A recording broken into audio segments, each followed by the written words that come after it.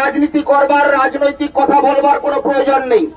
পৃথিবীতে রাজনীতির মূল দাবি হলো রুটি রুজি রোজগার জীবিকার জন্য কথা বলা, লড়াই করা, সেটাই সবচাইতে বড় রাজনীতি। আজকের দিনে দাঁড়িয়ে যারা জমিদাতা পরিবার, যে সমস্ত পরিবাররা জমি দিয়ে এই কারখানা করতে সাহায্য করেছেন, যে সমস্ত পরিবার এই এলাকার মানুষ চেয়েছেন এখানে কারখানা হোক, আজকে সেই পরিবারের সদস্যরা তারা দাবি জানিয়েছেন যে এই এলাকার জমিদাতা পরিবার সহ এই এলাকার পার্শ্ববর্তী এলাকার এমটেক বিটেক পাস পড়ুয়া ছেলে, আইটিআই পাস পড়ুয়া ছেলে, তাদের কেন অগ্রাধিকার দেওয়া হবে না কর্মসংস্থানের ক্ষেত্রে?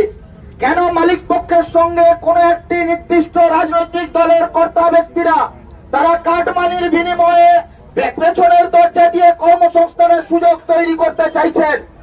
আমাদের দাবি খুব পরিষ্কার, কর্তৃপক্ষকে এই এলাকার যারা জমিদাতা পরিবার, এই এলাকার যারা শিক্ষিত বেকার যুবক, তাদেরকে সবার প্রথম প্রায়োরিটি দিয়ে চাকরিতে নিয়োগ করতে হবে। দ্বিতীয়ত, আমরা দাবি জানিয়েছিলাম যে আপনার যে পদ্ধতি আছে সেই পদ্ধতি অনুযায়ী আপনি আলোচনা করুন, ত্রিপাক্ষিক বৈঠক রাখুন, ত্রিপাক্ষিক বৈঠকের মধ্য দিয়ে আলোচনার মধ্য দিয়ে সমস্যার সমাধান হোক।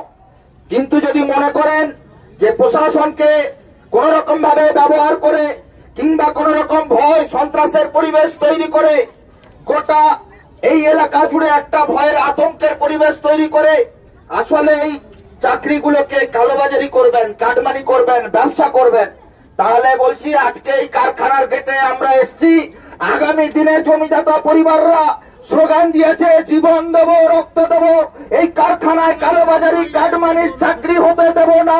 এই দাবিতে তারা শেষ অব্দি এই লড়াইটা লড়ে যাবে। 3 নম্বর শেষ কথা, যে কথা বলা, কোন আন্দোলন পৃথিবীর ইতিহাসে কেউ কোনদিন অতি সহজে আদায় করে নিতে পারেনি। একটা বিখ্যাত গান আছে, অধিকার কে কাকে কবে সহজে কেড়ে নিতে